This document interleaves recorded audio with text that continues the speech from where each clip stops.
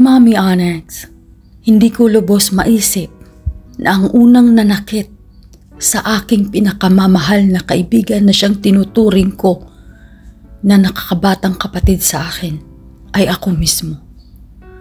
Hindi ko sinadya iyon, Mami Onyx, nasaktan ang kanyang damdamin.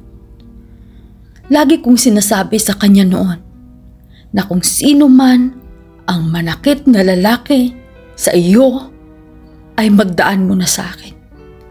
Pero hindi ko lubos inisip, Mami Onyx, na ako pala mismo ang siyang nanakit sa kanya. Hindi ko alam, Mami Onyx, kung ano ang dapat kong gawin sa mga sandaling iyon.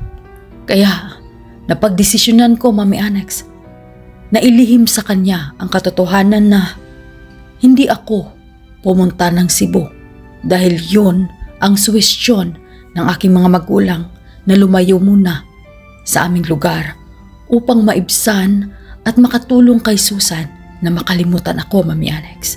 Maging sa aking trabahoan, Mami Onyx, yun ang hinahabilin ko sa security guard.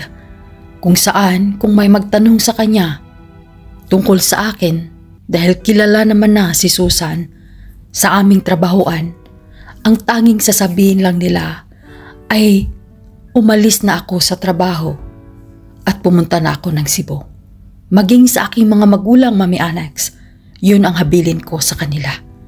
Nang sa gayon, ay makalimutan na ako ni Susan at iisipin na niya na lumayo na ako sa aming lugar. Kaya,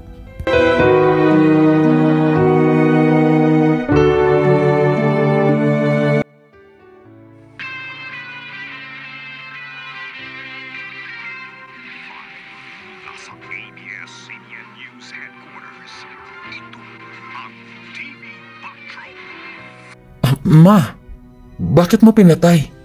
Nanonood ako ng balita. ay, alam mo ba na pumunta dito si Susan ngayon lang? Kaalis lang niya. Nagtanong siya kung nasaan ka. Umiiyak. Ang sabi ko, pumunta ka ng pier dahil luluwas ka ng Cebu. Sabi niya sa akin, puntahan ka daw niya doon sa pier. Kawawa naman yung bata, anak. Sundan mo baka kung anong mangyari doon. Sige na, sundan mo. Ano? Ma naman, bakit yun ang sinabi mo sa kanya? Dapat sinabi mo kahapon pa ako umalis. Pupuntahan ko, Ma.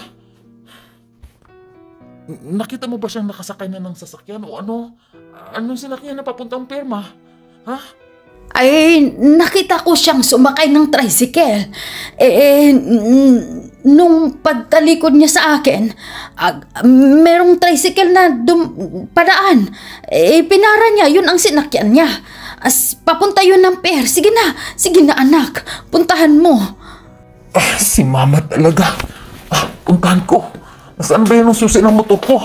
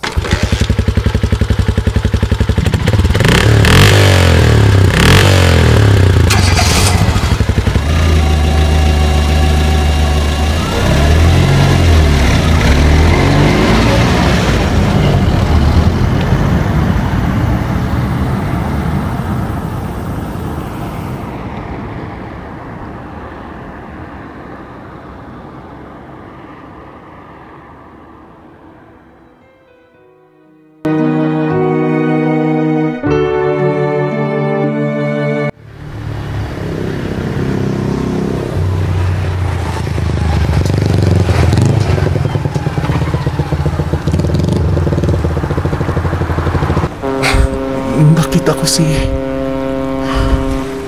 Susan. Nakaharap siya sa barko na kaalis lang. Nakaluhod at umiyak. Lalapitan ko pero hindi ako magpapakita sa kanya. Gusto ko lang siyang... Gusto ko lang siyang tingnan kung sakaling anong gagawin niya.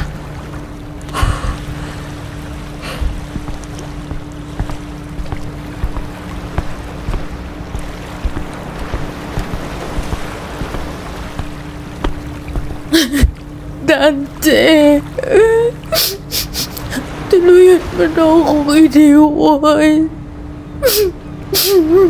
Diyos ko, makakayanan ko kaya ito?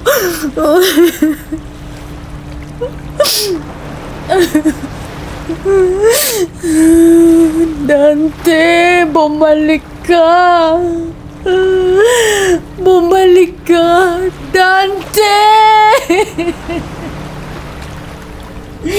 Dante.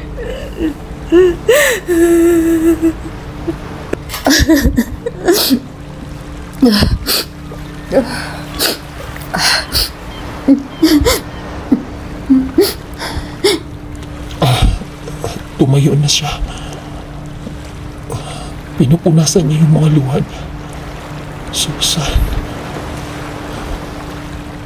dapat ko itong gawin para rin ito sa ikabubuti mo.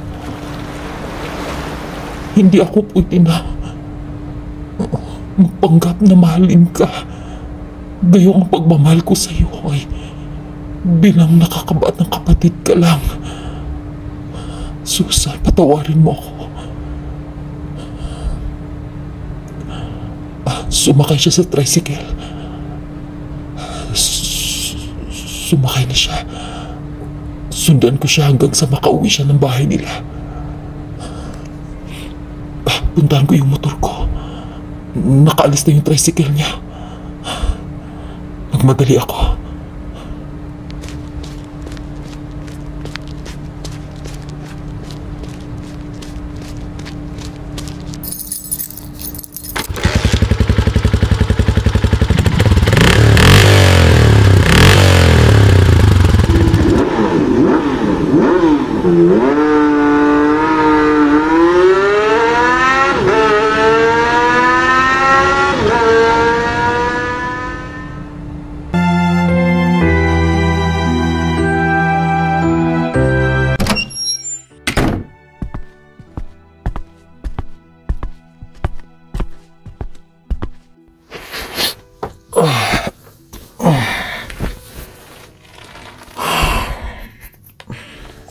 Oh, anak.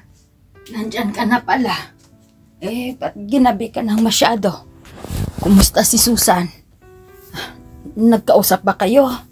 Kinausap mo ba siya, ha, anak? Anong balita? Sabihin mo. Nakita ko siya doon sa pirma. Awang-awa ako sa kanya. Dahil nakita ko siya nakaluhod na umiiyak habang kaharap niya yung... tinitingnan niya yung barko na papalayo. Akala niya siguro sakay ako doon. Sobra akong nag-alala sa kanya. Gusto ko nga siyang lapitan kaso hindi yun nakakatulong sa kanya. Iyak siya ng iyak. Tapos sumakay siya ng tricycle. Iniisip ko kung baka kung anong gawin niya. Sinundan ko siya hanggang sa makita ko na umuwi siya sa kanila. Pagkarating sa kanila,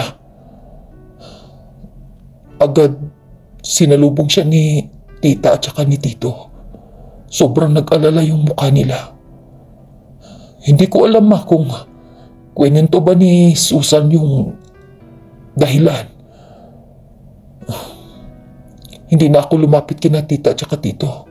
Tininan ko lang din sila hanggang sa nakapasok sila sa kanilang bahay. Ngayon, yun ang nangyari, ma. Sobra ako nakonsensya sa nararamdaman ko, ma. Hindi ko alam kung anong dapat kong gawin. Tama ba to, ma? Tama ba to, ma, na ginawa ko? Kawawa naman si Susan. Talagang mahal na mahal ka ni Susan, anak. Hindi ko rin alam kung anong dapat mong gawin para gagaan yung naramdaman ni Susan. Ay, sana lang malampasan ito ni Susan, anak. Sana lang. Sige. Sige, magpahinga ka na. Bukas, pupunta ako doon sa kanila. Bibisitahin ko si Susan. Kukumustahin ko. Sige anak, matulog ka na ha. Sige ma. Good night. Ano ba dapat kong gawin? Naawa ko kay Susan pero hindi ko alam kung anong dapat kong gawin. Hindi pwedeng magpapatuloy ako na magpapakita sa kanya kung sakali man. Paano ko siya matulungan na makalimutan ako? O Diyos ko, turuan mo ako, Panginoon. Nalilito na ako.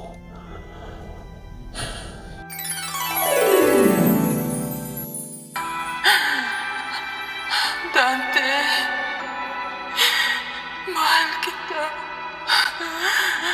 Mahal kita, Dante.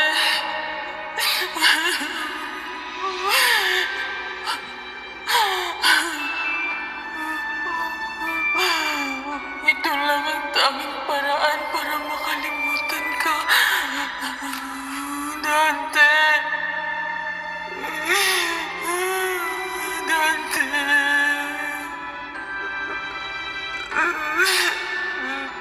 Huwag. Susan. Huwag. Huwag mong gawin yan, Susan.